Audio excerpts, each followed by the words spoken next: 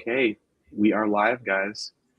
So, thank you guys for joining us for It Depends. For those of you who are interpreters and translators, I'm sure all of you guys can appreciate that term. It's something we use in our industry. I know every one of us, when we ask questions, that's probably our go-to answer. But for today's podcast, we were hoping to just have a discussion between people from all different parts of our industry. So I'd like to introduce them. First, we have Kelly Grech Enriquez, and she is a certified medical interpreter, dual certified. I got to give you props for that, you know. And we're really glad that you've joined us for today. And she is also a moderator. Yes, thank you. She's also a moderator of a couple of online groups, which is fantastic, focusing on the LGBTQ plus community for interpreters and translators, and as well as medical interpreters. So really appreciate the work you do there. We have Jarek Jones, or also known as JJ.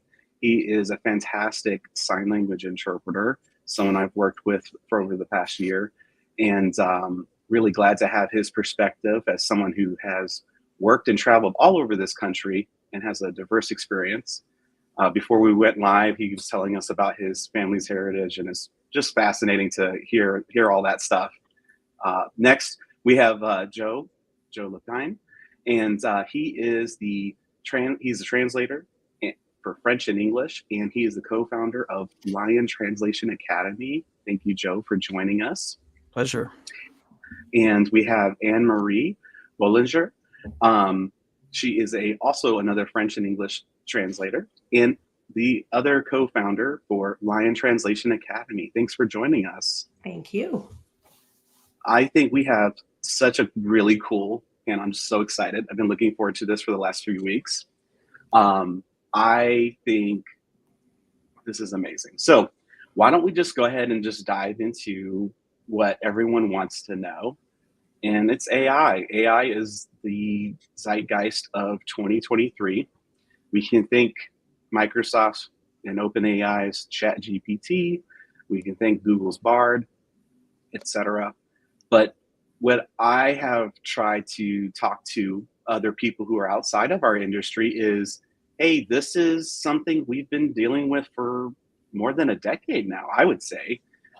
Google Translate has been around for a while, and other applications and software that have provided basic translation services. So we've been dealing with this kind of topic for a while. It's just really have come to the forefront because of the commoditization of it, which is prevalent right now. So I am curious. I'd like to open it up to you guys. What are some things about AI? Why don't we talk about, first, let's define what is AI? What is artificial intelligence in the sense that we're talking about here? Who would like to take that on? I suppose if no one else wants to jump in, Joe. I'll take a stab at it. So, I mean, to me, I grew up reading Isaac Asimov and, like iRobot and all that stuff and like the rules of robots. That's what I grew up sort of steeped in. And that's not what this is. Like I say that when I teach AI, it's like, that's not the future that we envisioned, but we do have something interesting that's emerged in the last year and some change. But essentially it's based on algorithms. So we've had algorithms for some time, for some years. In fact, we've had neural machine translation that disrupted the translation industry already in the mid 2010s. So we know what neural networks are. We know what algorithms are. What really changed is ChatGPT and their innovative way that you can basically speak to an interface that is human-like in many ways. It's sort of a giant autocomplete that has scraped large swaths of the internet. And so it's really not what I thought AI would be. I thought this would be like a being. It's like, it's not a being. It's really, but it's a kind of way that you can now sort of speak to an entity, if you will, or a collection of information. But essentially, you're speaking to algorithms that are curating information based on lots of info. And we don't actually know that much about how it works, believe it or not. Even though we hear about this stuff all the time, if you actually look up how ChatGPT works, you'll basically see on their website, we're not telling you because all this stuff is proprietary, and they're the market leader, so they don't share how their algorithms work exactly. We know it changes all the time, but it's a sort of autocomplete. It's very human-like, and you can speak to it like a person. It'll come up with ideas. It'll come up with new ways of imagining things, but it's a far cry from what I thought AI would be. It's not like some super intelligent system that works by rules like Asimov imagined, and it's not either some kind of sentient being. It's really algorithms that you can play around with, and yeah. So I guess I'll throw that out there as like maybe a start of a definition. No, I think that's fantastic. I heard another podcast in the tech industry. Someone jokingly referred to it as spicy autocorrect, and I cracked up at that. I'm like, it really is in a lot of ways. But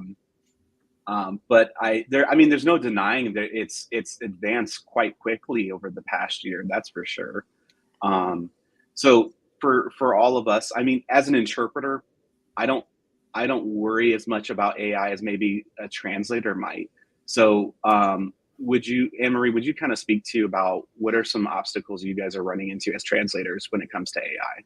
Yeah, so what we started to see fairly quickly after the emergence of ChatGPT, but it even predates ChatGPT. So since neural machine translation came on the scene and clients became aware of its existence, it used to be something that translators were able to use behind the scenes as a tool in our toolbox.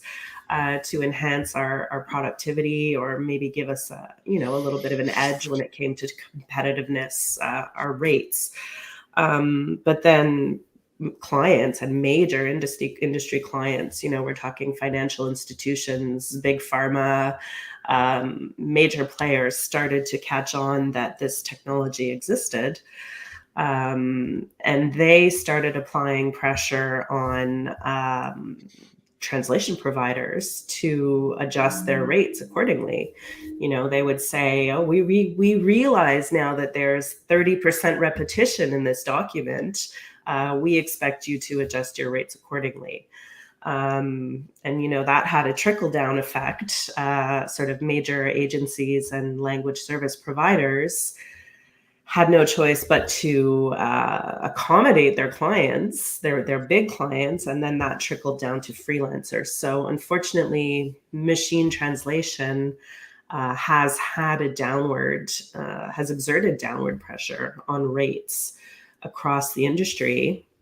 And what we also began to see is clients using machine translation, and now things like ChatGPT, to produce their translations, even though there's sort of industry-wide consensus that these tools are not yet up to the level of being able to produce quality translations.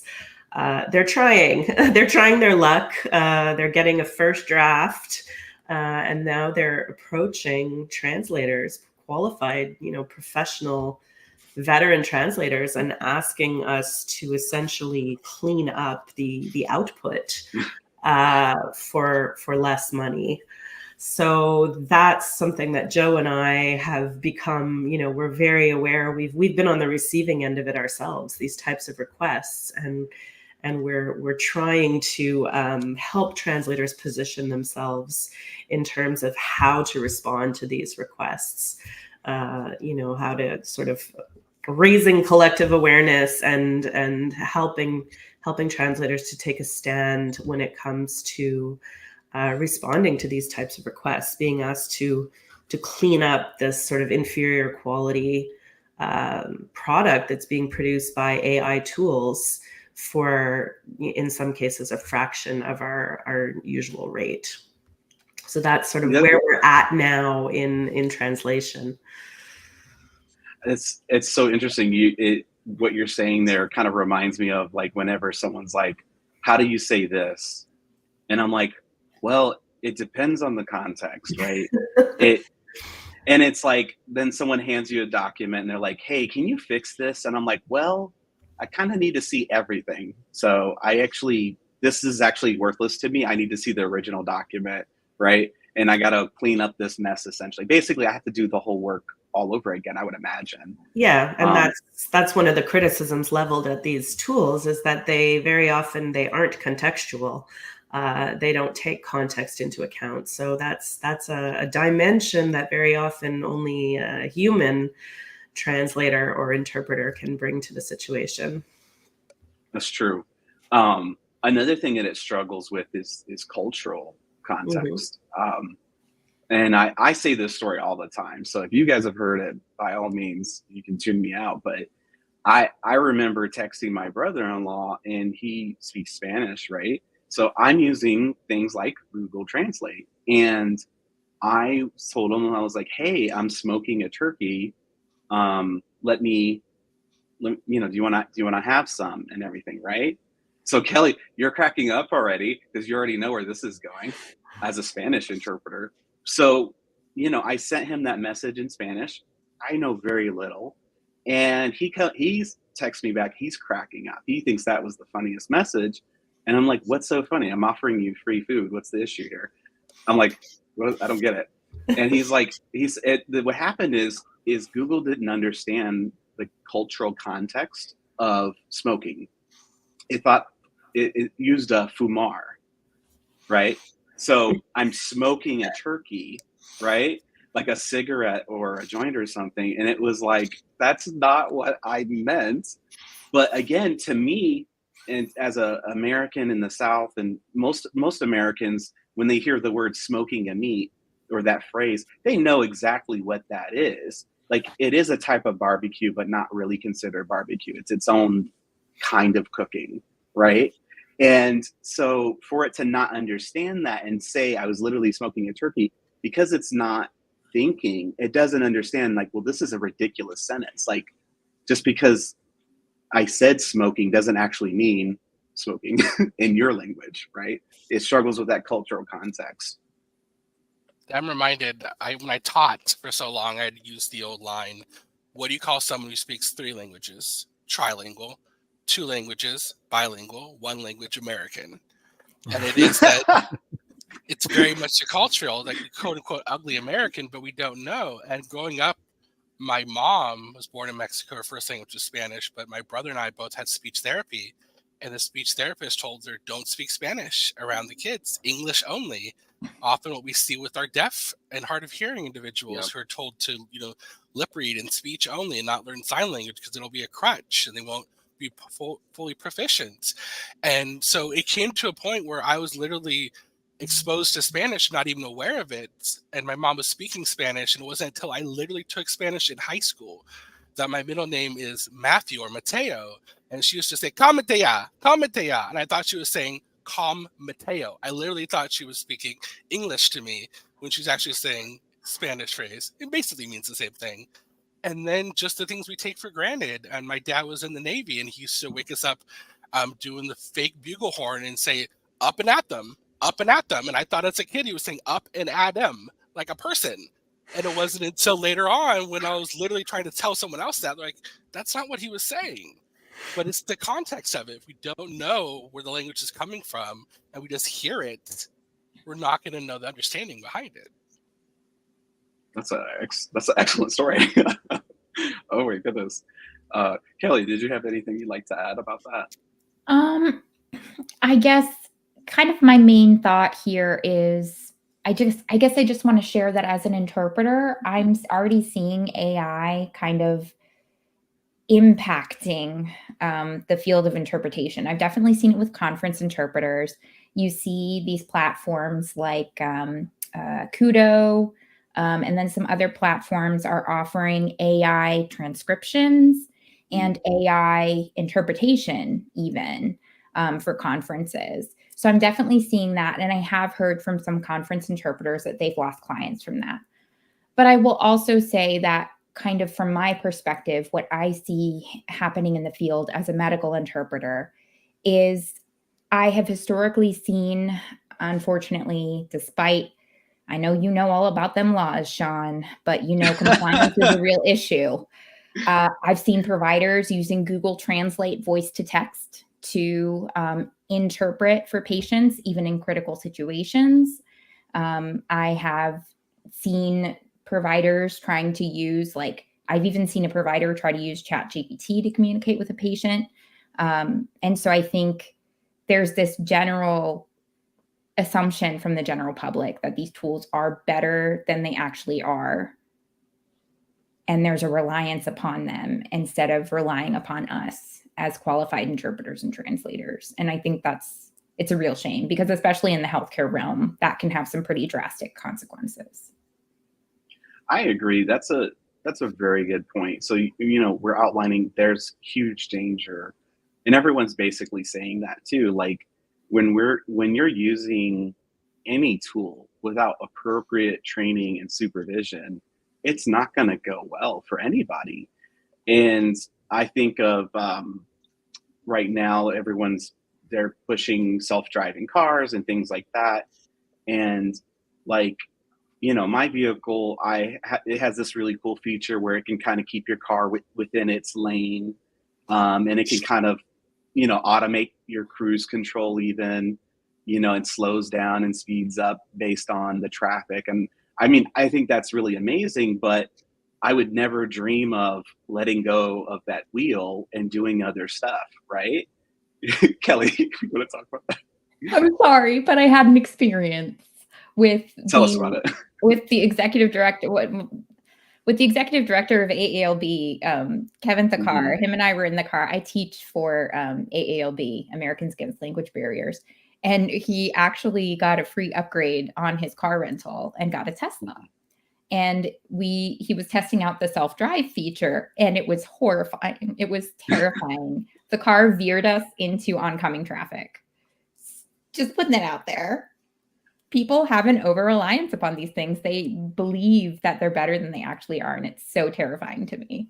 Nightmare fuel. I wonder sometimes too, I think some of it may be, it's kind of like the shock and awe. Like, this stuff just came out a year ago, right? It's so new and people are so amazed. Like my friend who runs an IT department, we're always talking about ChatGPT, and I'm always talking about translation. He's always talking about IT, and we're making parallels and have really fascinating conversations.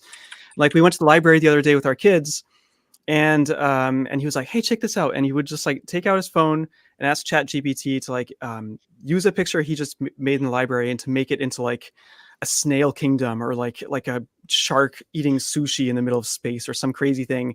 And it would make this picture. It was like really impressive, right? Really get you thinking. It's like, wow, is that some Renaissance influence in there? There's all kinds of crazy stuff in those images, right? Like, they're really far out, and they're impressive, right? And I think like right now we're in still that stage where everyone is like so in awe, and maybe, I mean, it could go anywhere from here. Maybe the technologies will continue to improve year on year. Maybe some people have hypothesized they're at their best now, and it's all downhill from here, because as AI feeds on itself, it's going to produce worse and worse and worse content, which would actually make a lot of sense. So apparently there's like a 50-50 chance it's either going to be really amazing or really bad, somewhere in between, but we really don't know what's going to happen in the future with all this stuff. I appreciate that. Here's the Gartner hype cycle. So it talks about how typical trends occur. And so there's the technology trigger, and then it goes up to the peak of inflated expectations. And I feel like we're kind of around this point right now. Right. I think eventually we're going to start hitting this trough of disillusionment. Like, people are going to get really upset about stuff, and then it's going to become an actual productive tool. I would say I see potential in AI, but there's the danger there. And I think as more and more people, I hate to say it, are harmed by it, that's when we're going to get this disillusionment, or when people get frustrated that it's not doing what they want it to do, they're going to maybe stop using it, or they're going to use it less than they had been before. But I think eventually we will be able to use it more as I kind of envision it more as an operating system than an actual software. It'll kind of be built into everything, and it's going to be more of a glue than an actual service. That's kind of how I envisioned it. The old paperclip, was it Microsoft paperclip? Yeah. Clippy. Well, that's actually how Joe and I frame it in our trainings with Lion, is that we say that it's very useful as a translation adjacent tool. It should, don't use it to translate for you, but to do things like, do some research, create outlines, maybe do some creative brainstorming for things like slogans or taglines. It's quite clever at doing things like that. I've used it to come up with rhymes in some of the children's books that I've translated. But to actually do the translating for you, it's still, I think, quite a long way away from being a I don't think that it will ever be a replacement, honestly, for a human translator. But it does have its uses, and like you were saying, Sean, I think it used correctly and responsibly, it can become quite an aid to productivity. What another thing that I've been thinking about is how do I want to say this? Boy, I had it and I lost it, but that's okay. So, as far as AI and interpreting, though, like we understand that it's impacting translation right now. We're hearing that some interpreters have lost work as well due to the translation. But for me, I always viewed this more as a tool for us to use. Like, for example, now I'm not trying to pick on a profession, but I think of bookkeepers and accountants, right? We've probably never had as many bookkeepers and accountants in the history of the world than we do now, but we literally have software that can do everything they do, right? But what they do is work with numbers and not language. So it's kind of like those things. How did they do it? Well, they framed it, right? They embraced the technology, and they have only grown. Like, that's a growing profession. They're not declining. So what are some other ways that we as interpreters and translators and people that work with languages, what are some other ways that we could maybe start using it in our workflows? Or maybe you could speak to the workflows that you are using currently with whatever AI you're using. I'm happy to go ahead and take that. I know I keep on raising my hand like I'm in class or something. No, you're good. I can give two really interesting use case scenarios. One is something I mentioned in one of my videos on my YouTube channel about tips for interpreting for physical therapy and occupational therapy, where if you're trying to learn about a medical specialty, you can actually go to ChatGPT and you can say to ChatGPT, can you give me a list of 50 common words related to physical therapy? It's a really great way to just come up with a bunch of keywords versus having to go to a website, scrape through the website, get all those words. And it's also been helpful for me too. Like if I need a refresher, like I hadn't interpreted for peritoneal dialysis in a while. And of course I had my glossaries and things that I had prepared myself, but I went ahead and I just asked ChatGPT, can you give me 50 words related to peritoneal dialysis? And it gave me some words and I was able to kind of do my site translation from there. So reading it back into Spanish to make sure that I knew, okay, do I know how to interpret these terms? Also, I had an incident the other day, not an incident, but I'm working on a translation project with someone and there was a concept in English grammar that they weren't fully understanding. And as a native English speaker, to me, a lot of that grammar stuff is just, I take it for granted. I've memorized it all. I've internalized it all. I could explain to you grammar all day in Spanish because I studied it formally in college. But for English, I can actually give you the example here. I pulled it up on my screen. I'd like to make some temporary adjustments to your lithium dosage to see if that doesn't stabilize your mood. So shouldn't this be to see if it stabilizes your mood, not to see if it doesn't stabilize your mood? And I couldn't quite put into words why it meant what it meant and how that was kind of like a quirk of the English language. And this is what ChatGPT gave to me. While doesn't help may appear negative, the overall meaning of the sentence is not entirely negative. Instead, it's a way of expressing skepticism or uncertainty about whether the action will be helpful. It's not a true double negative in the grammatical sense, but rather a nuanced use of negation for emphasis or a cautious tone. So that helped me understand the grammar of my native language better so I could explain it to someone else. So I really like that idea of, it's kind of like your Clippy. It's you said translation adjacent, right, Anne-Marie? Yep. So kind of using it as like just another tool in your toolbox. Exactly. So Totally. JJ, Sorry, go I ahead, didn't Joe. jump in. Go ahead, Joe. You good? And I was going to say that's one we use also in translation. Is like, give me words, give me expressions, give me idioms on this topic. Another one I found to be extraordinarily helpful is, let's say I'm translating, like the other day, translating a website homepage for a gym, right? And like, if you translated that literally from French, it doesn't make you want to go to the gym, right? It's so boring. And it's just like, if you like to go to the gym, it would not be bad for you to think about it. And it's like, please kill me. And then, but what you can do is you can tell ChatGPT, without translating the text, you can say, hey, write me a really great gym homepage that makes me want to get buns of steel. And, and you read it over and you go, oh my God, this makes me want to go to the gym. Like, it's that good. So without actually using it for translation per se, even things like write me a quick blurb about, write me a LinkedIn headline, write me a gym homepage. Sometimes just a handful of the expressions will be wow expressions that DeepL never would have suggested in a million years. Yeah. It's just not that creative. So that's another case where I found it really kind of fun to play with. Yeah, I had an example where I was translating a mental health text, and they had a list of suggested readings. So these were like self-help books, and they had a paragraph summarizing each of the books.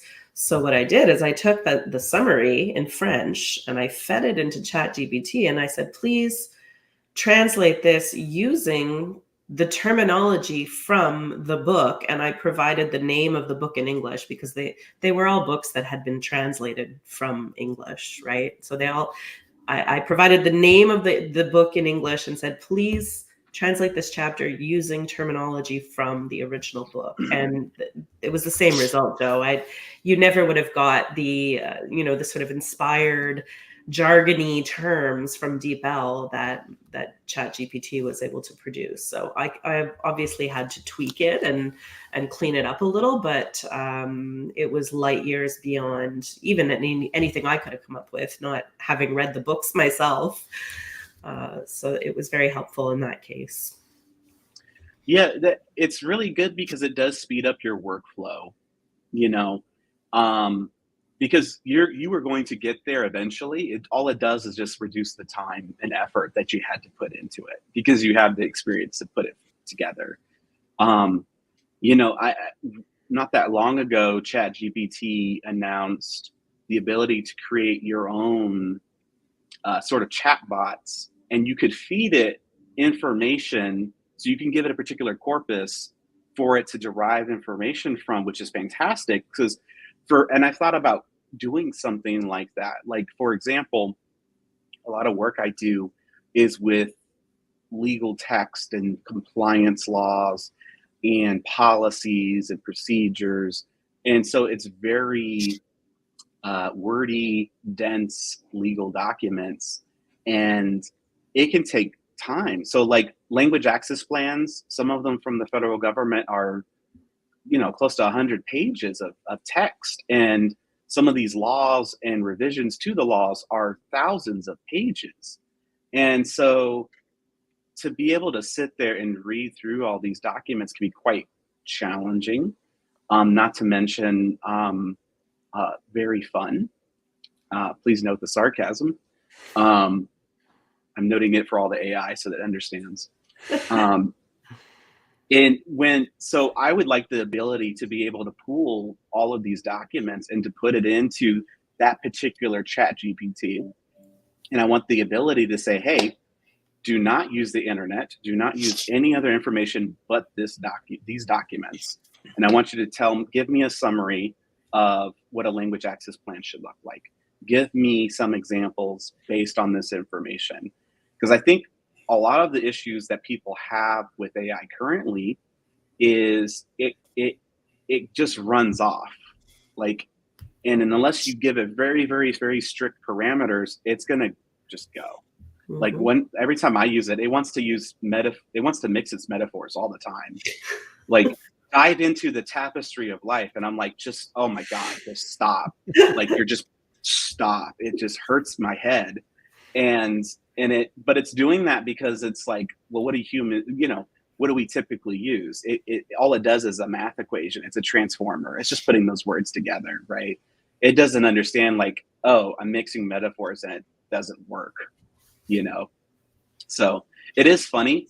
I don't know about you guys, because I've worked with AI for months and months now, on a personal level. I have been able to, I almost feel like, spot articles that were entirely AI written without the help of an editor. And I don't know if you guys have been able to pick those up, but I feel like I could spot it. And I'm like, oh, you did not even, I think you read it, and I don't think you edited it. And then I think you just posted it. Have you guys noticed any things like that yourselves? Oh yeah. Yes. You can there are little bots that will write comments on LinkedIn, and I can tell people when people are using them, because they're always like this perfect little message. This is so insightful, and I like how you pointed this out. Have a great day. 3 emojis. I'm like, ChatGPT. And it's so generic. Sorry, go ahead. Sorry, I didn't mean to interrupt. See, it's like that thing we were talking about before we even got on. I heard a pause and I automatically just thought, anyways. I was going to say, I saw a language service company's website, and all of their articles. I used to do content writing for search engine optimization. So I can pretty much tell, okay, you're pumping out these articles not for content's sake, but because you want to boost your search engine rankings. And I could tell their website, which, by the way, was littered with typos, in their blog portion of their website with their articles. You could tell it was literally just copy and pasted from ChatGPT from a prompt they gave it.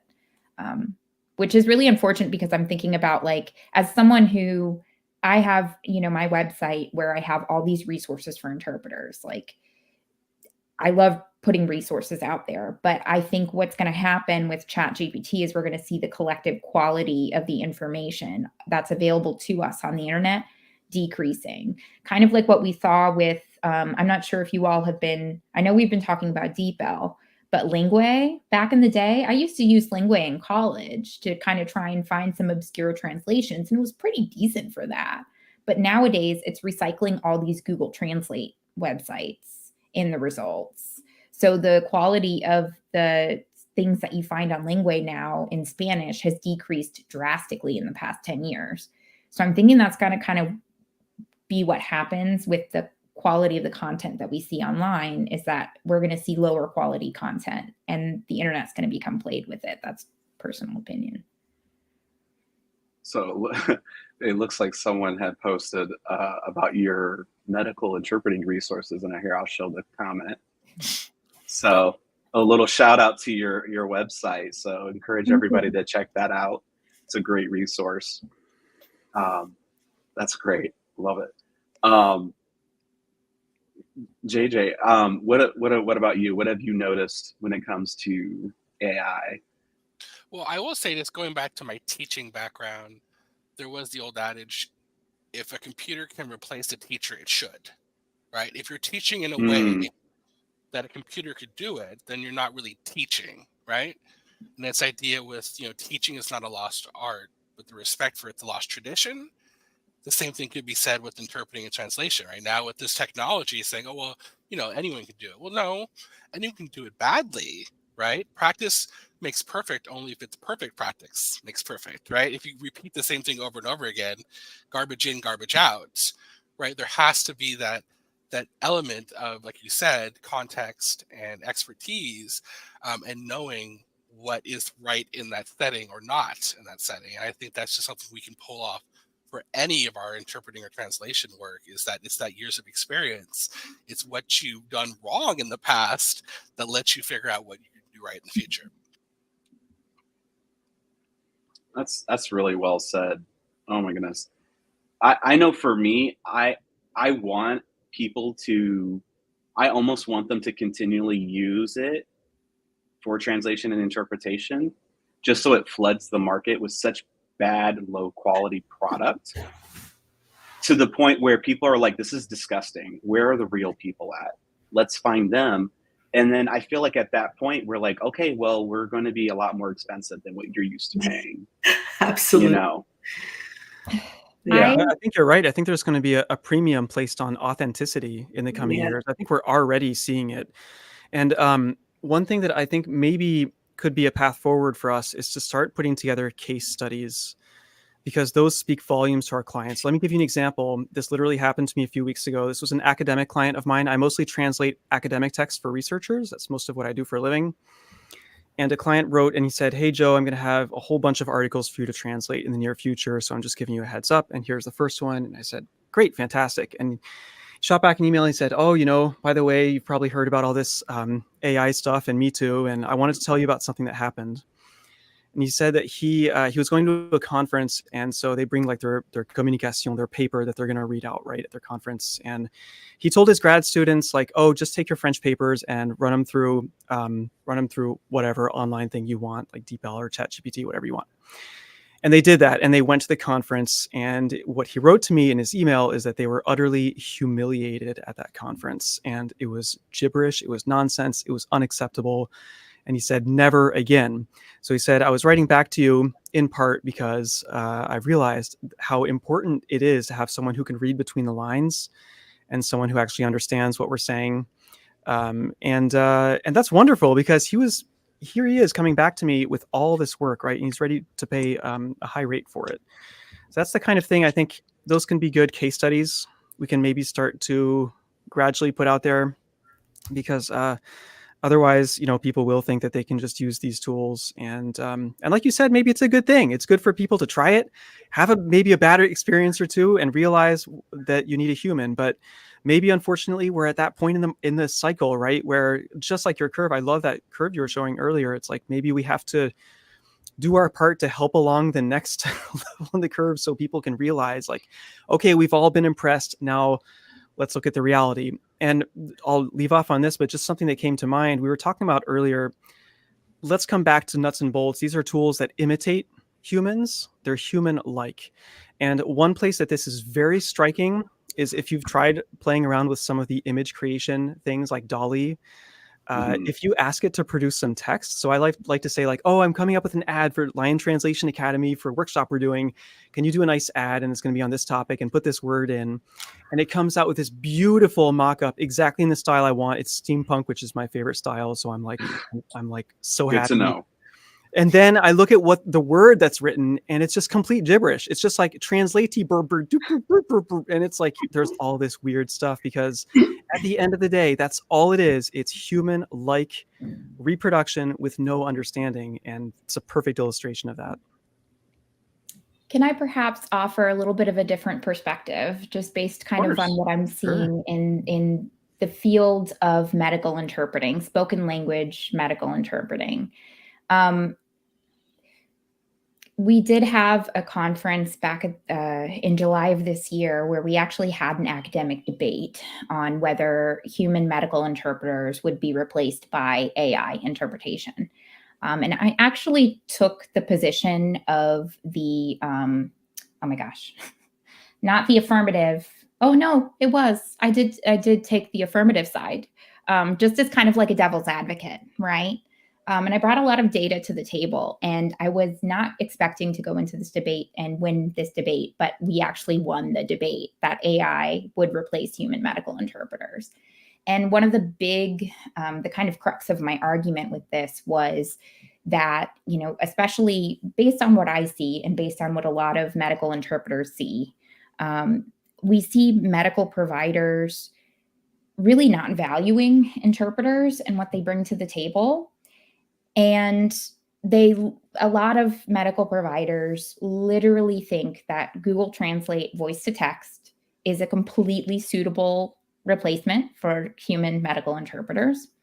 We also see, unfortunately, a lot of unscrupulous language service companies sending wholly unqualified interpreters to interpret in medical settings.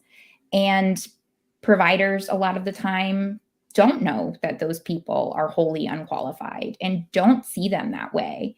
They say, oh, they're great, and they're violating the codes of ethics. They're doing all sorts of things that they shouldn't be doing. And it's difficult for them to see what being a professional interpreter is. And so I think, I've definitely seen over the past, like 5 years, even, the bar being lowered.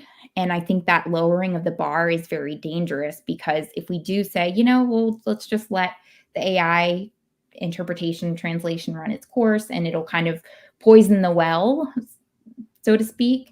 I really don't think, at least not what I see and the providers I interpret for, that they'll see the difference. Personally.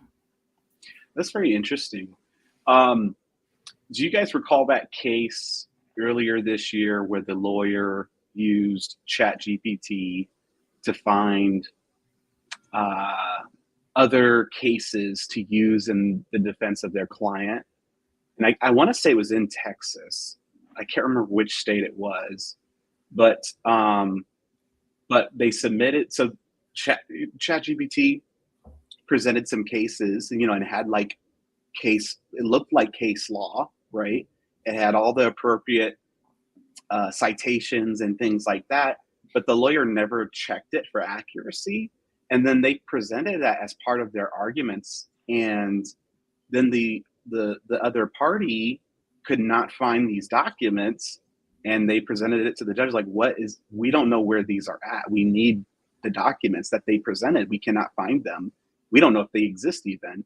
And then after some investigation, they found out that the lawyer just used ChatGPT, and it wasn't accurate. I can't remember what happened with that. Did he get disbarred, or I'm sure he received some sort of maybe punishment because of that? But a case like that makes me think, when everyone hears that case, they're like, oh my God, that's terrible. Why would he do that?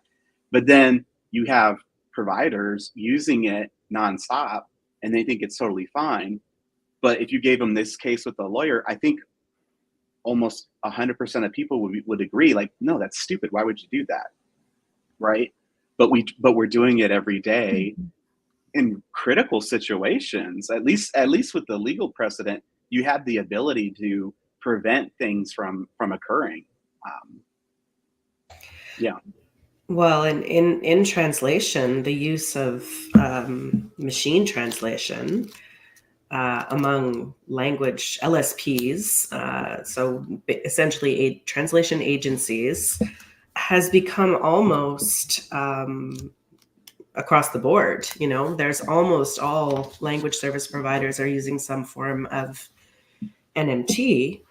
And what we're noticing is that, so basically, a lot of the work now that's being farmed out by LSPs to freelancers is what's now called post-editing. So you are essentially cleaning up machine translation. But what's happening is the agencies are slashing the rates that are being paid for post-editing. And this is having the effect of alienating qualified veteran translators. I know many colleagues sort of Joe and my experience and caliber who no longer work for agencies because we've priced ourselves out of their market. So what's happening is that this post-editing work is falling on younger, inexperienced translators. And this is a real risk.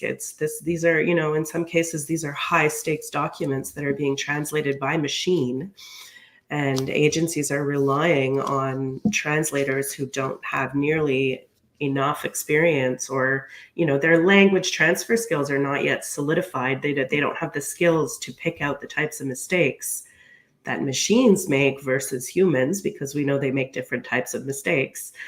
So this is a problem that is perpetuating now in the translation industry, and it's coming down to a question of cost versus quality. And it's really sort of frightening. We're on the crux of, dare I say, crisis, a quality crisis. And nobody quite knows what to do about it, because the agencies are under tremendous pressure from their end clients to lower their rates. But there's a whole category of skilled and qualified translators who will no longer work for those rates. So, there's a tipping point, or a reckoning of some sort is coming, and I don't know. I'm not quite sure what is going to happen, but it's a little frightening. I think too, something that comes up for me a lot is that there's, in other fields, when there's a new disruptive technology, it's not necessarily a bad thing at all. The last time I went to my dentist, they were using some fancy new technology, and they put a big poster when I walked in. We use the latest technology, and they charge top dollar. It's really expensive there. And so for many other kinds of businesses and industries, a new technology that provides a faster or better service is charged at a premium, and life goes on. End of story. Why is it that in translation interpreting that has not occurred? Why is it that we're all talking about downward pressure, whereas other industries are not having a problem? And one of the, maybe not a solution, but maybe part of the answer that I'm thinking is democratization. Like, not everyone knows how to use a fancy dentist machine.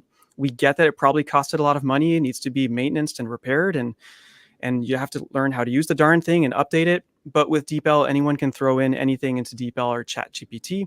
And I feel like that might be some of what's causing the sense of insecurity that I think we're all feeling, and probably some other professions too, like graphic designers, where now you can go in a graphic thing like Canva and say, hey, I want this. And it created a video for me the other day. I was like, create a little ad video that's like just a few seconds long. And I just drag and drop two, three things. And it made me a video in like 3 seconds that was actually not bad at all for my layman's purposes. So I feel like maybe the professions that are the most vulnerable are the ones where anyone feels like they can use the tool and do the thing themselves. And that's maybe why we're here today, and why this is raising this concern.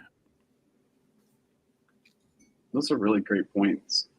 JJ, what do you think about this as an ASL interpreter? Do you see that affecting us in any way? I do know there's always the issue with gatekeeping and how we're screening those who are doing the work. As we know, with the fake ASL interpreter for the Mandela funeral, there is that issue always of how do we know who's qualified, who's doing the screening. And so that becomes the issue overall of how are we going to determine who has the skills for what assignment. And that comes down to who is doing the hiring and who is doing the screening, and who knows what is appropriate for that assignment and skill set. And I think we lost JJ's video there for a second, but I was thinking about this too. Is we have Joe brings up a really good point about pricing. And I almost feel like all AI has done is bring forward a problem we've had in our industry for a while. Right. So for me, I have been pushing the last several years for a call-out model for interpreters. And what I mean by that is I'm going to charge you X amount of dollars to just come out and then start to interpret your appointment. And then I'm going to charge you more money once we reach a certain threshold of time. No different than what my plumber charges me. I'm paying a plumber or an electrician $350, $400 to come out and just take a look, right? And then we can use that money, if I choose to keep them, to fix whatever needs to be fixed. That money gets applied to the entire invoice, right? But I am paying a lot of money for that person to come out. But I'm paying for somebody who's an expert. I'm paying for somebody who can do stuff that I cannot do. I don't have the time to learn those skills, that trade, and to be able to um, repair those things myself, right? And I think that's something we kind of have to battle as far as interpreters are concerned. I know translators. I've heard that there's been a push to move away from the price per word model that I've heard often to maybe charging per project. Well, this project's going to cost about this much, right? And you give a rough estimate, and then you adjust the final invoice once you get close to being done, if not done, with your actual project, right? Could you guys kind of elaborate what are some issues that you guys have noticed about pricing and pay when it comes to our profession? Go ahead, Joe. Okay, I thought you were gonna speak. Yeah, I mean, I do think this is the way forward. Absolutely, 100%. I completely agree. I've looked at several different pricing models, and we've talked about this every year at every conference of our major language organization here in Canada, OTAC. The discussion always comes back on the table, and there are always people that say, oh, well, let's just switch to hourly. That'll fix all of our problems. And then if you're lucky, there'll be one person in the room that'll raise their hand and say, wait a second, hourly is not necessarily the solution to all of our woes. And if you look at other professions, they're moving away from hourly. Many lawyers are moving away or have moved away from hourly because what happens is the more experienced you are, the less time it takes you to do something and the less you're going to charge, which makes no sense in any kind of business context. And so what actually happens, and studies have been done on this, and hourly pricing often winds up creating some resentment. And very often the more experienced professionals will artificially inflate the invoice. And no one wants that, right? It's not really a win for anybody. Even if you're making good coin as a lawyer, it's like, that's sleazy, right? And wrong. And how do you justify that? So the project pricing sort of, I think of it as coming under the larger umbrella of value-based pricing, which is something that I'm really big on, that I do use, not with all my clients, but certainly with some of them. And that's basically where you charge per project, because many clients that don't know much about translation will simply say, what does it cost? They don't know that a lot of translators charge per word. So you can simply tell them, this is what it'll cost. And then the other key thing is I never just say, this is what it'll cost, because then they'll go to 5 other translators and find the cheapest one and say, I found someone else. Thank you so much, but we're taking someone else. So I always say, this is what it'll cost, and this includes. And then I spell out the value proposition. So this is where you can spell out all the value points you're getting. And if you have a little bit of marketing savvy and you've taken my courses, you've got lots of great variables you can work with. Because there are really great value-based pricing techniques for this that we don't have to reinvent. Other professionals have been doing this for a long time, very successfully. So you can definitely do value-based pricing. It takes a little bit of guts. It takes a little bit of maybe daring and a little bit of know-how, but it definitely can be done. I think it's very promising. Sorry, Kelly. I was just saying, I just took some notes on that. I was just going to say, I did that last week. A client came to me I hadn't heard from in about 18 months. So I honored the rate that I had previously worked at. And then when I sent the job back, I said, just to let you know that effective January 1st, my rate is going up too. And then I stated my new rate and I said, but you should also know that this is for a turnkey translation. So that includes revision, formatting, proofreading, research, and essentially providing you with a publication-ready translation. And they had no issue. They wrote back and said, you are completely justified and your rate is in line with other top performers in the industry. So I did the whole value proposition thing and it worked like a charm. Bravo. Yeah. I'd love to hear if this can be done interpreting. Is this something you've tried, Kelly or Sean? Is this a thing in the interpreting community? Yeah. Do you have value added services, or is it sort of a standard offer? I'm not sure if you want to go first, Sean. Or... No, go for it. Go for it, Kelly. Okay. I guess I tend to be very assertive. I'm probably the most assertive interpreter I know in my area. I will tell people what my rates are, what my Excuse me 1 second. Oh my goodness. I'm very open about my rates too. Go ahead. Oh yes. I'm like, these are my rates. Sorry, I'm just getting over being sick. I'm sure everyone has probably been sick recently. Yeah, I pretty much just lay out my rates and I just say, you know, I am a dual certified medical and healthcare interpreter. I have X years of experience. I also went to college for my language and interpretation and translation. Yeah, I mean, I guess it's kind of just nice that a lot of what I say kind of speaks for itself because a lot of people already kind of know who I am, which is helpful. But I really like that. Like, this is what it includes. I took notes. I am noting that down. It is a really interesting point, and welcome back, JJ. I appreciate you joining us back. So we've been talking about pricing in the issues that we've encountered, and they've been talking about value-based pricing when it comes to translation. And are we doing something similar when it comes to interpreting? I'll speak for me. It's really hard. I find it difficult to do it because I don't do nearly enough freelance work to push back on that way, because I basically, I work for myself for Hello Interpreters, and then I also have a job with University of Florida Health. And so as an employee, you know, I'm making what I make. But when I do freelance work, I am pretty steadfast. Whenever a company reaches out to me, they're like, well, what's your hourly rate? And I'm like, okay, it depends on the job. So again, it depends, right? So I'm like, can you tell me a little about the job? And a lot of times I don't even get past that. The agency that's reached out to me will just be like, oh, we found somebody, thank you. And I'm like, oh, I didn't even know what kind of job. Like, how am I supposed to say yes to a job that I don't know anything about, right?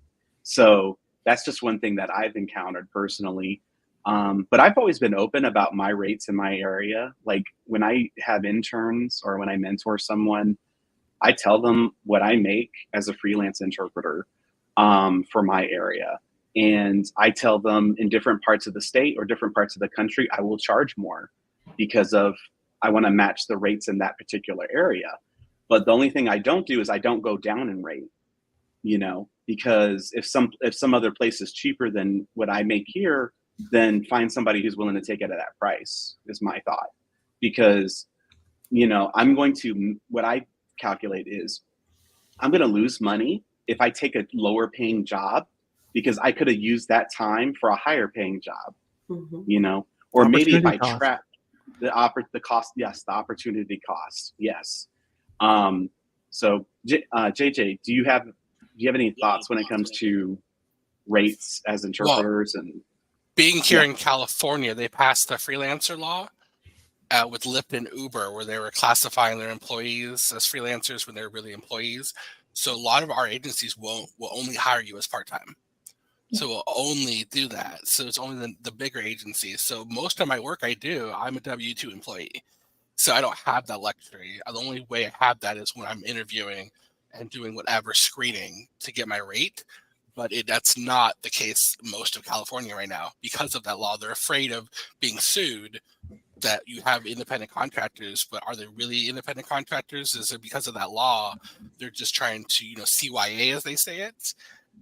And so, which is fine. I'm at the point where I'm the primary breadwinner. So having W-2 work actually benefits me, not having to worry about taxes and having that all taken out on the front end. But it does mean I get a lower rate.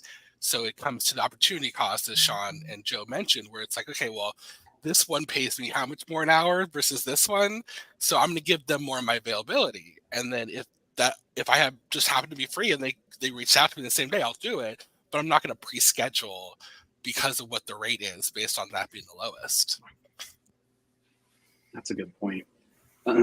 I know on our website, in our community, we posted about pay transparency, and we're trying to encourage people to anonymously report their quote unquote hourly rate and where they are, because we're trying to make things a little bit more transparent for people, because I have met interpreters in my area, and when they told me what they were making, I was like, oh my God, I make twice as much as you. And I don't know why you're doing that. And they're like, well, if I go higher, they're not going to give me work. And I'm like, I don't know. I turn down work all the time. And I don't see why you can't make your money too, if you're deserving of it. So, this discussion reminds me of this particular story I heard about Henry Ford, and he had some sort of issue. And if you guys remember the story better than I do, please feel free to correct me. But the way I remember it is something went wrong at one of his factories, and then they had to fly somebody out from another part of the country to come and fix it. And the guy showed up at the plant, and he, did his investigation. And then apparently he just took like a chalk, and he's like, oh, you got to fix this. And he like circled or put an X on something, and then he left. And then he sent a bill, and then Henry Ford got so mad. He demanded why he's not going to pay this bill. Why am I going to do that? And he's like, you didn't even do anything. He's like, no, I don't have to do anything. You hired me because of my knowledge and my experience. If you could have done it yourself, you would have done it. You hired me because you didn't know how to do it. Right. And I think that's something we have to do as interpreters and translators, is kind of go back to ourselves and be like, no, we have value. And a lot of times we feel like, oh, I'm just an interpreter, I'm just a translator. And I'm like, no. Like, you're important. You're a valuable part of society. The work we do, we literally make the world go round. Like, if there was no language communication between different cultures and different countries, this would be a very different scene in the world right now.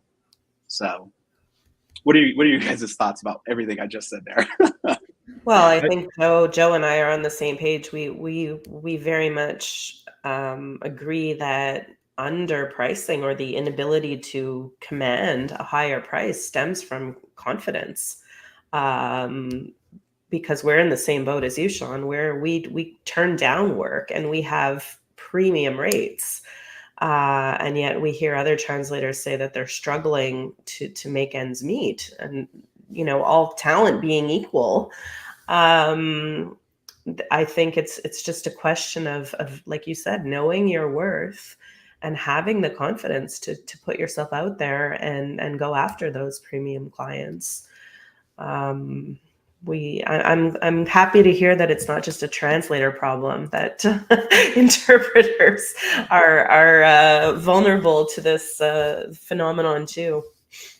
I think too, for me, one thing this brings up, and I don't want to get too woo-woo on everybody, but there is something true about, you need to develop a business mindset if you are in business. And we often don't have a formal business background in our field. Other people in other fields do have a formal business background. So this is not like it's all professions. We just happen to generally be people who love words and who are language geeks. And, we just want to do our thing. We don't want to have to deal with the marketing. We don't have to deal with all the rest.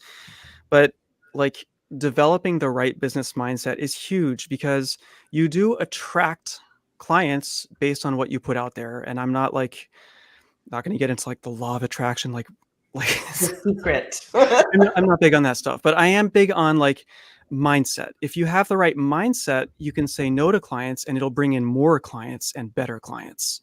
But that requires self-confidence, and self-confidence has to come from a really deep place. It has to come from deeply believing in your ability. And I think too, there's like something important here with certifying bodies. Like, if you're a member of a professional association, you've passed a test, that gives you more confidence. If you're part of a network of other translators, that gives you confidence. And I think that, speaking for myself at least, a lot of the confidence, it didn't come easy to me. It came over many years, and it came from gradually taking small steps, getting degrees, getting certifications, being part of networks, volunteering, getting out there, doing stuff that terrified me, posting on LinkedIn and getting 17 messages because there was a typo in a post. You just do it. But like, you have to expand your comfort zone. And because you do attract back some of the energy you put out there, whatever you want to call it. If you're in a scarcity mindset, like, you're going to often attract the kinds of clients that are looking to take advantage of someone. It's sad, but I've seen it so many times. And you're right, Anne-Marie, there are people right in our neck of the woods who would do exactly what we do, and they're barely making ends meet. And it's like they would have to develop the self-confidence to say no to certain clients, and then to develop the self-assurance and the marketing skills to attract the right kinds of ones. And yeah, that's why a big part of Lion Translation Academy, we work on building business skills for ourselves and to help other translators, because I didn't have like a formal business background. I learned through trial and error, but it's so important to have that abundance mindset, because if you can be self-confident, it's amazing. Like, your clients will start to change and people will be chasing after you. It can be done. It's really a mindset shift. It's like moving away from scarcity and being like, I got this. Like Anne-Marie said, I know what I'm worth. I feel like in the current climate for a lot of interpreters, because I run a group called the Interpreter and Translator Peer Support Group. It's kind of like mental health support. And a big thing that a lot of people struggle with is their confidence, as you mentioned. And a lot of it is tied to self-worth. And a lot of that is tied to the fact that, a lot of people are breaking into the field of interpretation. Of course, I'm speaking from my area of expertise. And it can be really disheartening for a lot of people, because they are faced with a lot of, job offers that are, I forgot who used the word peasant earlier, but they're like peasant wages, basically, like the bottom of the barrel rates. And I feel like that kind of like sets the stage for a lot of people and makes it difficult for them to, as a brand new interpreter, or even as a brand new translator, to build up their confidence. But I think what you're saying about learning those business skills, learning those marketing skills, can also be a really healing and transformative experience, because it can help you kind of gain back some of that confidence in the face of this downward pressure. Yeah, just random thought. I will say, getting into this field of ASL and sign language, I did not set out to be an interpreter. And part of it was because I literally did not see myself as an interpreter. All the interpreters I saw were white females. There was not that many BIPOC interpreters of color in the field. So I was like, okay, that's interesting, but I want to teach. That's what I want to do. And I was recruited to become an interpreter. And I was like, you're right. If you don't see it for yourself, that means other people don't see it, right? So you have to be the change you want to see in the world. And so that's why even with the companies I work for, I let them use me for advertising, because like I said, we need the new generation to come up and break that status quo and say, no, this isn't right. This is what, we should have diversity of our interpreters and diversity of, like we said, what our expectations are of what an interpreter is. And that just comes with having that, like you said, confidence and everything that I necessarily didn't even think about, because I wasn't going into this field to interpret.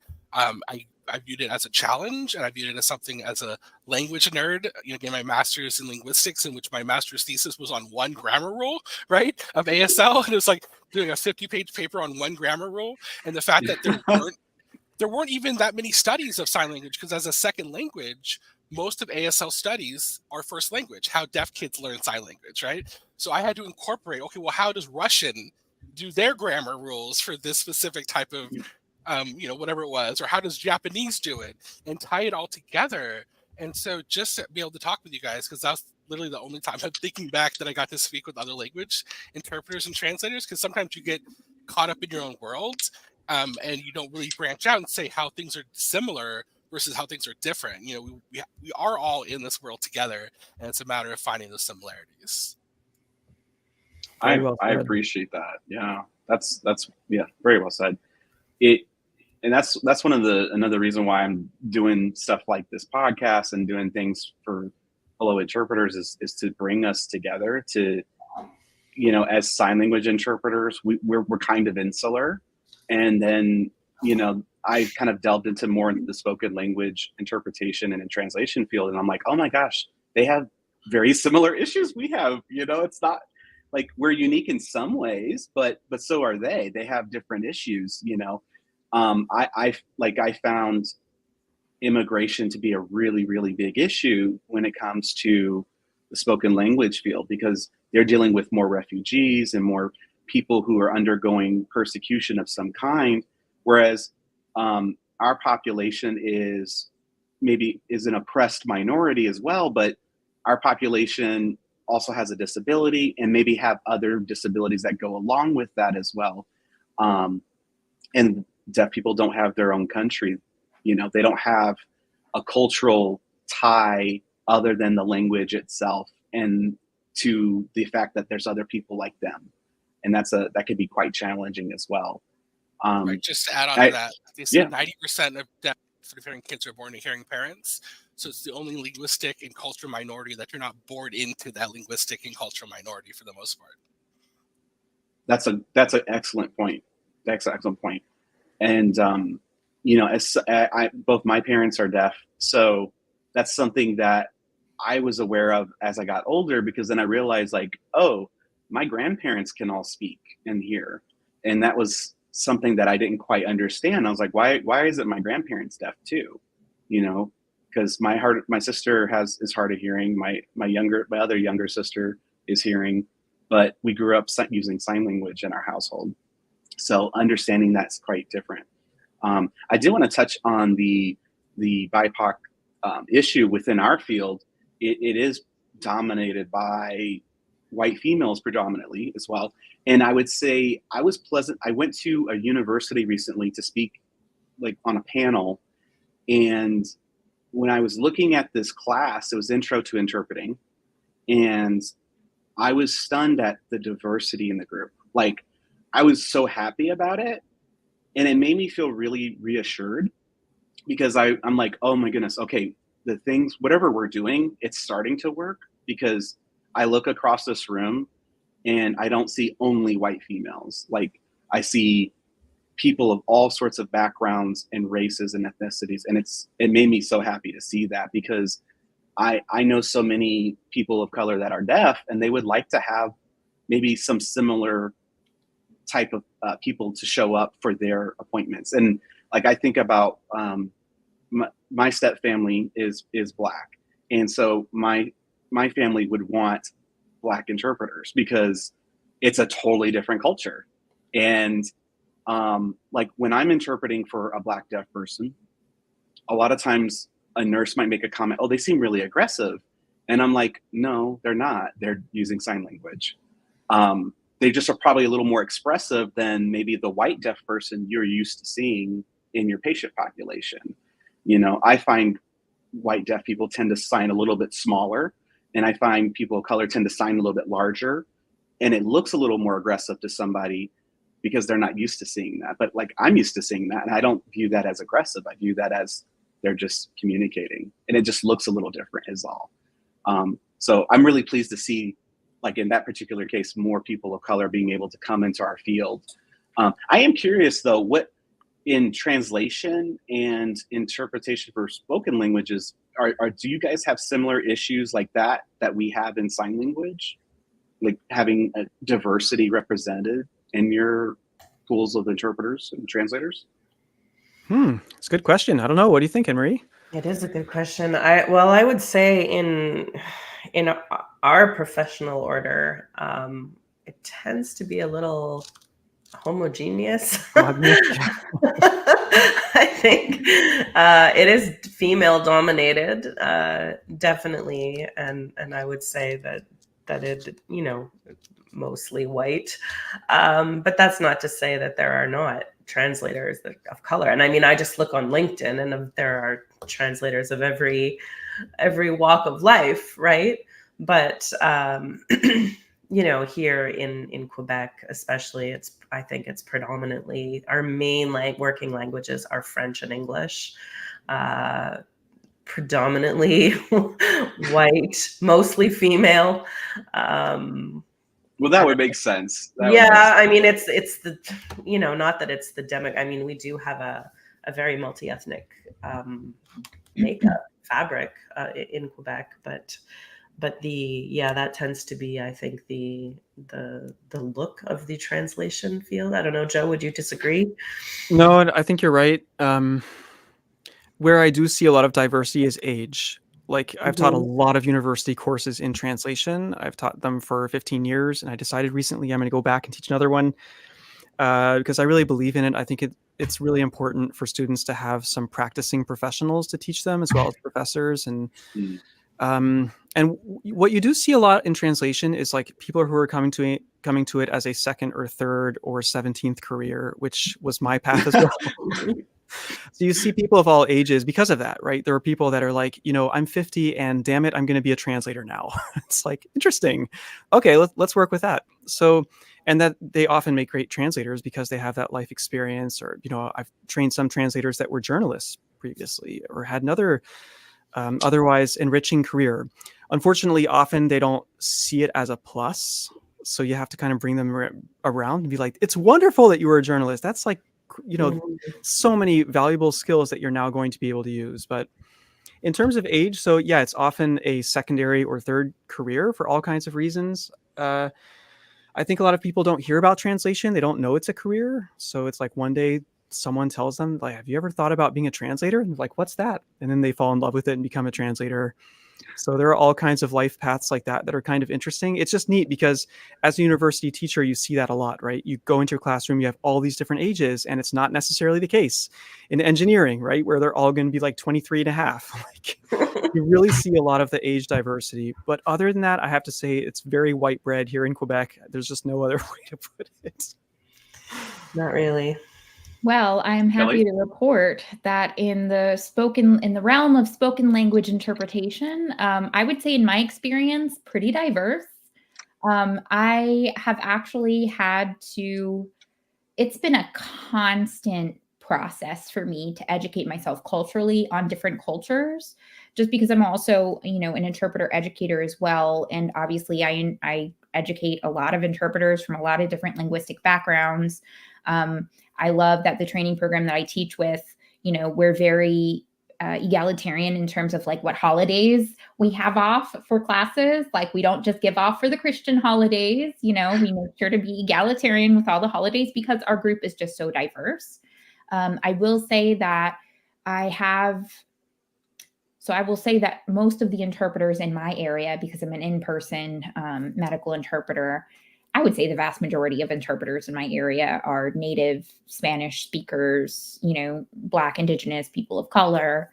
But I will say that, I have been to some webinars, panels, things like that, where, people of color have pointed out that a lot of the people in leadership positions within the language services industry, the spoken side of it, interpreting organizations, things like that, do tend to skew a little bit more white. And so I think that's worth mentioning.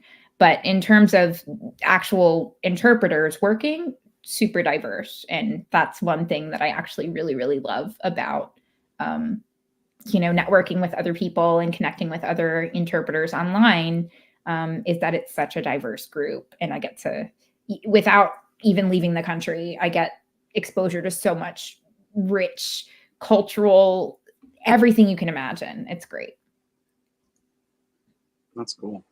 I was just thinking about my experience at ATA a couple months ago in Miami, and I enjoyed it. I enjoyed just talking to all sorts of people, and I had no issue with being a minority. I think there was only maybe 2 other sign language interpreters there at that conference of like 2,000 attendees. So, but we enjoyed it, like, because we get to learn from other things. And funny enough, we all worked in healthcare as well. So I think healthcare has really helped open our eyes to that part of our industry as well. I've really enjoyed this. Did you guys have anything else you wanted to add in regards to this particular topic? One thing, it's not about diversity in terms of like BIPOC or not BIPOC, but like at the ATA conference, one thing that I noticed and that Anne-Marie noticed, we were talking about this on the plane on the way home. It's like, or we didn't take the plane home. I just invented that hallucination. But we did talk about this on another occasion, how like here in Quebec, for whatever reason, you're like either a translator or an interpreter. Like, I don't know You're anyone who not does both. and we were blown away because this is sort of a point of like professional diversity. We were talking to so many people at the ATA that were like, oh, I'm a translator and interpreter. And like, I'm blown away. And then I talked to like 50 people who are like translators and interpreters. And I'm like, okay, what's going on? And we're like, okay, they're not unicorns. This is a thing, Joe. Yeah. Which is nice. I mean, I don't know why there's such an airtight distinction in our parts. Maybe it's just my perception, but I don't know a lot of people that do both here. And why not? I mean, I think it's wonderful if you can combine both skills. It's cross-cutting competencies, right? Mm-hmm. Do you think that would be something that you would encourage newcomers in the industry to maybe start looking into, maybe professionalizing in both? Kind of diversifying your income essentially. Why not? But I think there's also a lot less interpretation opportunities in Quebec, in Canada, I think. I don't know. I do have a couple friends. Yeah, they're pretty busy, but I think there's a big distinction here between like conference interpreting and then other interpreting. The conference, I think, is in high demand. I would say that's not unique there. I would say conference interpreters are always kind of their own thing. You know? I mean, we have a lot, you know, when we think interpreters here, we think court, or we think parliament, we think, government. But, or, you know, there's community interpreters as well. But it's not, I mean, the contingent of certified interpreters within our organization, OTAC, is minuscule compared to the translators. Yeah. I will say I just scrolled through to try and find it. I did a poll back in November in one of my groups, and I asked, are you an interpreter? Are you a translator? Or are you both? 55% said they were an interpreter. 7% said they were a translator. 38% said they were both an interpreter and a translator. Wow. Interesting. So I had to bring up some data to kind of back up my experience, which is that I know many people who are both interpreters and translators. So I'm wondering, is that y'all are in Montreal? Yeah. Montreal. Sorry. I don't know why I was thinking Quebec, but I know you all are in Quebec. Montreal is in Quebec. Oh, my bad. You know what? There goes my American side show. Okay, this is not a geography show. You're good. Now name all the countries in Latin America. I'll get you on that one. No. Like all jokes aside, like here in Quebec, the thing is that this is an officially bilingual province, and so there's institutional bilingualism here in Quebec, which means that like a lot of laws have to be translated. Businesses have to have their stuff in French, so they have it professionally translated, or they're exporting into the Anglophone world. So for institutional reasons and political reasons and legislative reasons, translation is huge here. Like there's a massive demand for translations here. Maybe that's part of why, like there's the interpreting, there is immigration. There's a lot of immigration in Quebec, but it's probably proportionally to how much we need like all of the written stuff translated. I think it's pretty small. So it's just a different situation. So we do have a question, and I'll share it on the screen here. So Izzy's asking, question for Sean and JJ. Do you think it's worth it for ASL interpreters to attend conferences that are general language interpreting / translating and not ASL specific? You want to take that, JJ? Well, I think, Sean, you're our spokesperson for ASL. You're the one of the few people I know who would branch out. I can count on maybe one hand the amount of times I've actually done translation work, because I don't do legal and I do very little medical, right? So my translation work is few and far between. And that's just because there's not many opportunities unless you're doing those two settings to do translation work in ASL. I am a linguistic nerd, though. I do like I said, that was my master's. I got into this profession for ASL. I didn't meet a deaf person until I started learning ASL. Sean is a CODA, a child of a deaf adult. I'm a NERDA, which is not even remotely related to a deaf adult. So I'm a unicorn in this profession, with that being how I got into this field, that there's not many of us. And it is a second language for me. It is very much so that I'm interested in how that works. And so I like the parallels. Like I said, my master's thesis, I had to incorporate other languages because there's just not there much studies for second language acquisition of ASL that I think we could work together on. but obviously that comes to interest and funding, and most of that funding is for first language acquisition studies for sign language, that this really isn't there for second language acquisition. So I think Izzy was also asking about, like, is it worth it to go to another conference that isn't focused on sign language, like ATA, for example? There was no sign language specific workshops or anything like that there. Do you feel like, as a sign language interpreter, it would be worth it to go to events like ATA or any other, I don't want to leave anybody out, but like maybe AAITE, CCHI, some of those other events that are not sign language specific, but they generally cover spoken language traditions? Well, as we've seen in this podcast, there's a lot of overlap between what we do. So I think it's important, obviously, to see where our similarities are, which is why I wanted to take part in this, because I've had very little interaction with spoken language interpreters and translators. So I think that is something of seeing, where we are, where we can meet up and see the similarities. So I would definitely encourage anyone to attend any type of translation or interpreting, because it will apply to your work, whether you realize it or not.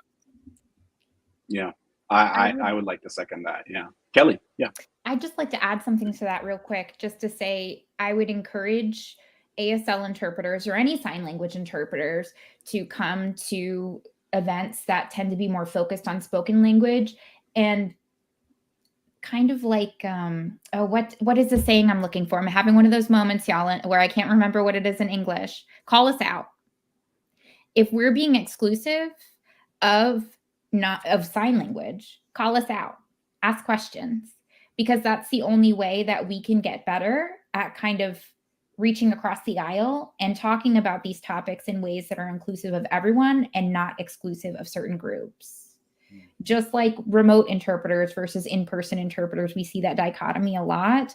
There's a lot of pitting against each other, whereas we need to have more reaching across the aisles. So come to these events, call us out in a polite way, preferably. Ideally, whoever you call out should approach that with sensitivity as well, just to make sure that we're being more inclusive of sign languages as well, I think. If I can jump in with, from a business perspective, I've been taking a ton of business courses because I'm currently putting together more business courses for translators and hopefully interpreters too, because I think that a lot of things I teach could be helpful for both of our professions. But from a networking perspective, strictly talking business, if you go into a pool of people who are not in your field and you're the ASL guy or the ASL gal, that is fantastic networking, because you're going to stand out and because you're going to be remembered. And that's often how that sort of cross-fertilization leads to work and getting referrals and, people thinking of you and being top of mind. So it can actually play in your favor to go into a group that's, that doesn't include a lot of other people or anyone else in your category. It makes me think of someone that was telling me, I put up a LinkedIn post recently. I said, hey, tell me about your wins on LinkedIn. Like, how have you actually gotten translation work from LinkedIn? And one person said, oh, I got this great gig on Facebook because I shared once in a while that I love doing video game translation. And then a friend of mine heard about someone that someone was looking for a translator who knew how to do video games, and they got this huge job. And then several other people posted about similar wins, where it's like, they're in a totally different space unrelated to their field, but they mentioned what they did and their passion for it. And it really only takes one person who's going to hear that and who might hear of someone else who might need someone. And like, if after the ATA conference, I knew someone that was looking for ASL, I'd be like, actually, I'm super proud. I know this guy, Sean. Like, I definitely would have recommended him. So yeah, anyway, never be afraid to network in a group that you're not familiar with, because it can sometimes be even more successful. Yeah, I agree with all of that. And I would say, having been to several of these, I would say, spoken language conferences, I did not feel like they were trying to exclude sign language. I think it happened to be that way. Whereas I feel like with like RID, it's specific for interpreters for the deaf. So it's geared to a certain demographic. Whereas ATA and other CCHI and all the other ones, they are more open-ended, so you could be more inclusive of that. I say that as somebody who's involved in several of these organizations myself. So I would encourage more sign language interpreters to get involved. Like I do see other people like Richie Bryant, the current president of RID, and the CEO of RID, Stargreiser. I do see them involved in these organizations as well. Like I've had a chance to work with them on some of these similar issues in these other organizations, like the Safe AI task force that we're on, and things like that. So yeah, I would agree. Totally, dive into other opportunities like that. And I enjoyed it personally. I got to meet Joe and Anne Marie at ATA, even though I did reach out to them on LinkedIn prior to that, but it was great because like we got to see each other in person, and it was a really cool event. So I would say try it out. Awesome sushi. Oh my goodness, the best sushi ever. Really great, epic. It was really good. I will have to say the adventures you have at conferences are always unique. And I know I was with a group, and every time we tried to go to one particular place, we never went there, but we always went to a different place, and the food was always amazing. So, and I think part of that is just having the people that you're with. It was really enjoyable. So. And I think feel free to branch out. There's just from today's conversation, we may not do the same work at all, but there's so many commonalities that have come up. Our self-esteem issues and our rate. How to deal with rate pressures. And I think just if you only get a couple of nuggets in that sense from attending a conference, it can be worth it. Not to mention the in-person connections that you make that can be invaluable. I mean, we all tout the benefits of attending client-side conferences. We don't necessarily, we're not doctors, but it's great. Like Joe said, you would stand out as the only interpreter or translator at a medical conference. You may not do what they do, but I think there's always something to be gained from attending a conference that's not necessarily with people who do the same thing that you do. That's great. So I'm going to go ahead and wrap this up. You guys, I would like to encourage our audience to reach out to each one of these people here on this podcast, myself included. So you can find Kelly on her website. I don't have it in front of me right now, but what is your website? Please feel free to plug it. It's kghinterpretation.com. So that's K as in Kelly, G as in girl, H as in Henriquez. Interpretation. Yes, I really sync with the NATO phonic alphabet. Really sync with that. So KGH interpretation. My initials interpretation.com. Awesome. And she has some really great stuff there for you guys. And then we have Anne Marie and Joe. They are the founders of Lion Translation Academy. And how can our listeners reach out to you guys? We have our website. Yep. Yes. Lion what is the website? Thank you. LionTranslationAcademy.com. We're going to be putting up our winter lineup of workshops soon. So yeah, LionTranslationAcademy.com. That's where that's all. And we're both very active on LinkedIn. So anybody who wants to reach out and add us on LinkedIn, we would be more than happy. They are great on LinkedIn. That's where I've actually been, it's so funny. I've been following them for, I don't know, 2 years maybe on I subscribe to the newsletter, and I've just always kept track of them, and I'm like, they do really cool stuff. Let's do something together. So I'm really glad that you guys were able to join us. And JJ, how can people get in touch with you? Sure. Mostly on LinkedIn. That's where I do most of my professional. I'm actually off social media right now because I do 40 books for Lent, but I spread that out from Thanksgiving to Easter. So nice. I try to make sure I have a book on hand for my spare time. But you can follow me on Instagram and Threads and Facebook, where I just literally post the book that I'm reading at the time. But that's all until after Easter, and then I'm back on social media. Okay, that's very good to know. So if they needed to reach out to you more urgently, I can reach out for them if they needed something, if it's quicker. That's great. Well, I really appreciate everyone for tuning in and listening to this podcast. This will be available on demand, so feel free. I feel like there's a lot of good nuggets for everybody involved. And hopefully we'll get together and do this again and just talk shop with everybody. So thank you guys for joining us, and we'll see you again next time. Thank you. Thank you so much, Sean. This was wonderful. Thanks, Sean. Thanks, Sean.